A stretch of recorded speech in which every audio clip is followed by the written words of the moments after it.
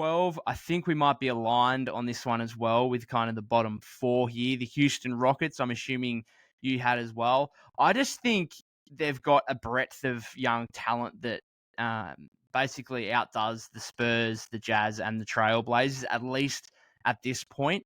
And now they've brought in a head coach, obviously an Ime Udoka, who is proven.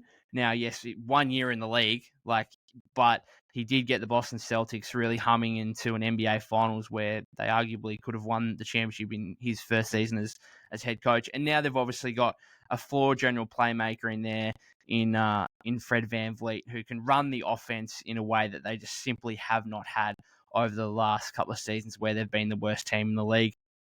So I'm really looking forward to how a proven head coach and an experienced championship-winning floor general can really impact these young players. Jalen Green, look, I haven't been his biggest fan in the past. I tweeted out a couple of days ago that I think I'd have him sixth in a 2021 redraft. However, I could see him making a massive jump here and being one of the most improved players in the league. I'm expecting Jabari Smith Jr. to be better again next season. You've got Şengün. You've got Thompson obviously coming in through the draft. I guess the big question for me is the dynamic between the younger and the older players. So they've also brought in, Dylan Brooks, I guess, is the main one there on a 4-year, $80 million contract. And things could go well. He could bring an edge to Houston that they really need and that Udoka really loves to have in kind of a Marcus Smart fashion. But it could also be, go incredibly wrong where he's taking 15 shots a game and the young players are looking at him like, what the hell are you doing? And so I'm just interested to see how that dynamic works between kind of the plethora of young guys and now some of the older guys they've brought in Brooks and VanVleet and the like. So I'm going to assume you had the Rockets in 12th as well. I also had the Houston Rockets in 12th, and they're one of the biggest talking points of the offseason. The Dylan Brooks, Fred VanVleet, two of the worst volume shooters in the NBA, and they've thrown a lot of money their way. Whether you want to buy into off-season videos or anything, but we knew the talent of Jalen Green. You can see he's been in the gym with a lot of top NBA players as is. So clearly he wants to be the best player and be the best player he possibly can be. Şengün at the World Cup at the moment, goodness gracious, there's a baby Joker,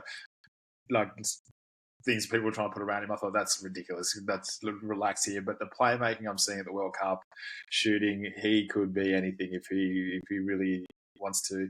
Ime Udoka, I've been really high on him. I think the sign of a great coach is how many players can have career years. And yeah, even though he's only there for a year, the level that Tatum, Brown, Smart all went to, I think that's going to also translate into the Houston Rockets. I'm expecting big things. Now, the veterans they got, the Jock Landale sort of thing, they may not be the biggest names, but I think they just take the relief off these younger players. They can step in, give them a good 15 minutes, 20 minutes some nights.